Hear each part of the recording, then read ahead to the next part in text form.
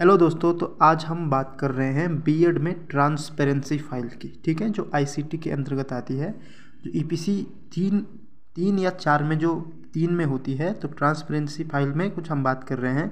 तो ये transparency seat है और ये जो दिख रहा है ये इसके पीछे का कागज़ है। और अब हम देखेंगे कि ट्रांसपेरेंसी बनाते कैसे हैं। एक फ़ाइल है हमारे कॉलेज की, तो हमने ट्रांसपेरेंसी बना रखी है।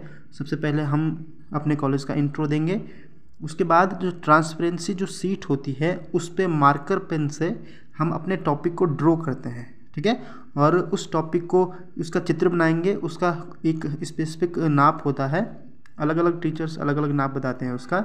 जैसे उसके 17-20 उसकी लंबाई है, लंबाई चौड़ाई 17-20 के अनुपात में रखते हैं।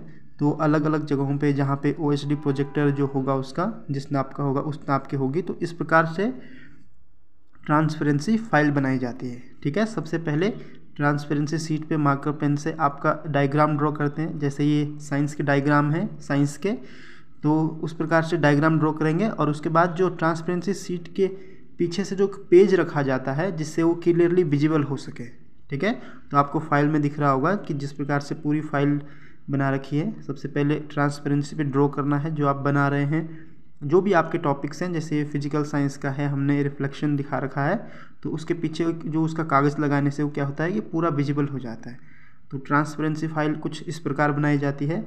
और बच्चे जो नए नए आते हैं वो बहुत कन्फ्यूजन रहते हैं कि ट्रांसपेरेंसी को किस प्रकार से बनाएं। तो ये कोई कठिन काम नहीं है, सिंपल सा एक ट्रांसपेरेंसी मार्कर चलानी होती है और ट्रांसपेरेंसी सीट पे एक चित्र ड्रॉ करना होता है। और चित्र ड्रॉ करने के बाद उसका पेज उसके पीछे से लगाते हैं और फिर उसके बाद पूरा ट्रांसपेरेंसी फाइल तैयार होती है। तो आप इस प्रकार से अपनी फ़ाइल को तैयार कर सकते हैं। Thank you.